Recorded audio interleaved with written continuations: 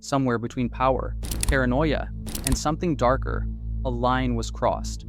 First came the raids, then the protests, then boots on the ground. And while cities burn and voices rise, one man watches it all, with a kind of cold clarity, not with panic, not with regret, with purpose. So you have to ask, is the chaos a consequence, or is it the strategy? To find the answer, you don't look at the streets, you look inside his head. What's inside Trump's head?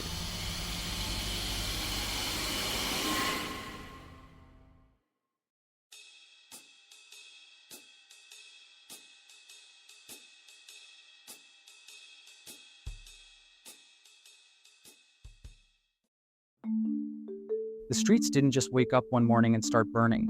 They were pushed there, step by step. It began in Los Angeles, a single raid. Dozens taken, mothers, sons, people who had lived quietly for years. But it didn't end there, because when families vanish in the night, neighborhoods don't stay silent. So the protests began. LA first, then San Diego, then Oakland, Phoenix, Chicago, Houston. As a result, the message spread far beyond state lines. Stop the deportations. Yet, the response came harder than many expected. Federal agents stood their ground. ICE raids increased, and some officers were seen using rubber rounds and tear gas, not just on demonstrators, but on journalists. Still, the anger didn't retreat.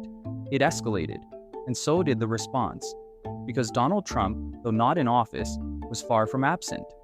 On the other hand, while protesters demanded justice, Trump offered a different solution: order, control, and a word we hadn't heard loudly since Europe's far-right playbook, remigration. Therefore, troops were mobilized, thousands, including Marines in full riot armor.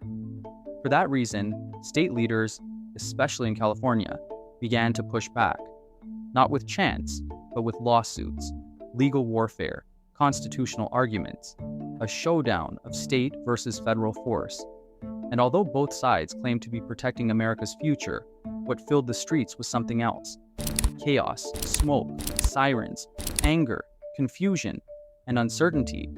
But while everyone was watching what was happening out there, the raids, the rallies, the riot lines, the more important story might be the one happening in here, inside his mind, inside Trump's head.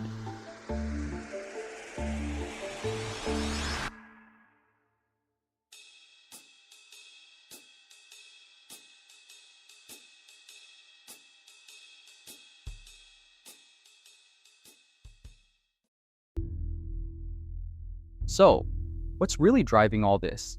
Is it panic, or is it a plan?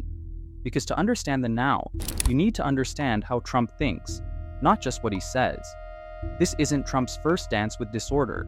Back in 2016, he entered the political scene by tearing up the rulebook, turning outrage into oxygen and division into dominance. But that was just the prelude. Now, in 2024 to 2025, the stakes are higher, and the playbook sharper. Instead of calming the storm, he stirs it. Because every protest, every scream, every clash on the news is a spotlight. And in that spotlight, he thrives. He's learned that chaos doesn't lose him voters. It hardens them. It draws the lines. It forces people to choose. And when people feel forced to pick a side, they often pick the loudest one. Still, for Trump, this isn't just political, it's personal. After the bruising loss in 2020, after the January 6th fallout, the indictments, the bans, the silence, this moment feels like a return, a revenge arc. Sending troops, talking remigration, reframing immigration as an invasion. They're not just policy signals, they're power signals. To Trump, this is about reclaiming control, not just over the country, but over the narrative, over himself. But Trump doesn't operate in the same reality as everyone else. Inside his echo chamber, it's all signal, no noise. Truth Social, loyal media, advisors who nod more than they question. Therefore, when he sees mass protests, he doesn't interpret public outcry. He hears deep state manipulation. He sees enemies in shadows. He smells betrayal in every dissent. It's Nixon's Law and Order all over again, but this time, stripped of filters. And yet, perhaps the most dangerous part isn't what Trump believes. It's what he needs others to believe. Fear, instability, a sense that America is slipping fast. Because fear creates demand. And when people are afraid, they look for strength, even if it's brutal. So let the cities burn, let the headlines scream, let the panic spread. As a result, when the country is on its knees, Trump can rise again, not as a leader of peace, but as the one who promises order, by any means.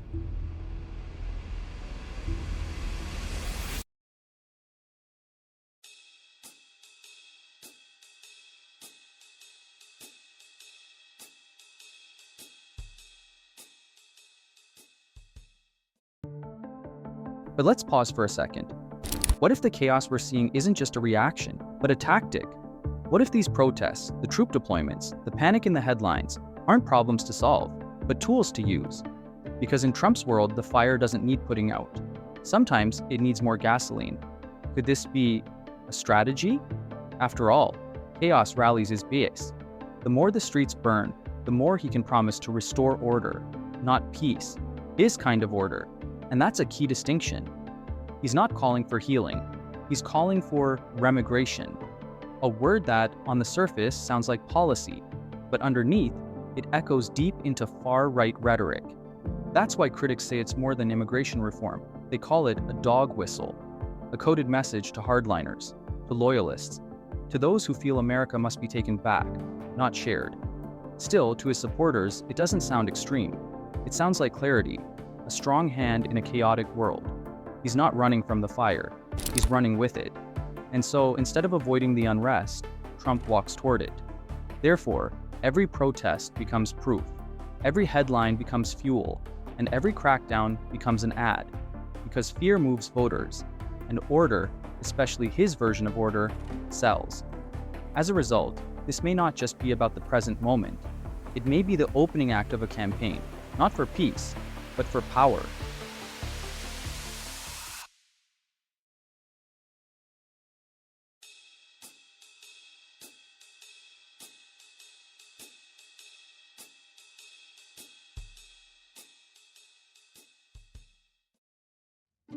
Inside Trump's head, this might all be part of the plan. But outside, something is cracking. Because while the strategy may be control, the consequences feel like collapse. On one side of the screen, streets flooded with anger. Marches in LA, sit-ins in Chicago, tears in New York, flags upside down, signs that scream, "We belong here." There's fear, there's fire, there's raw, shaking voices saying, "We're not going anywhere." Yet, on the other side, silence from the podium, troops rolling in, ICE raids continuing, the system doubling down, not backing off. And while some cheer the crackdowns, others see something else, a country gripping harder, because it's slipping faster. Therefore, we're no longer watching a debate, we're watching a split-screen reality. One nation, but two experiences. One side sees chaos, the other sees clarity. One side demands rights, the other demands order. And in between them, a widening silence where understanding used to live. Still, there's one final question left. Is this the breaking point, or just another beat in the storm? And now, the picture begins to form. Streets echo with anger, armored vehicles roll in, orders are given, and silence, thick and heavy, settles over it all. At the center stands one man, Donald Trump. We've stepped inside his mind, and what we found wasn't confusion, but calculation. Not fear of the fire, but a willingness to walk through it.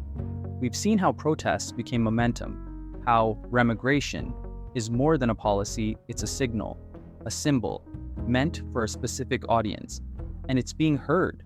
Therefore, what's happening now might not be an accident. It might not even be a crisis. It could be the plan, a campaign strategy written not in speeches, but in tension, in conflict, in spectacle. Still, one idea rises from it all. Trump isn't chasing peace. He's chasing control. And in his world, control doesn't come through calm, but through fear. So what comes next? That answer may not be his alone, because what's unfolding in America doesn't just echo through one nation, it ripples outward. You've looked inside Trump's head. Now look outside your window and ask yourself, Is this just politics, or is something much larger taking shape?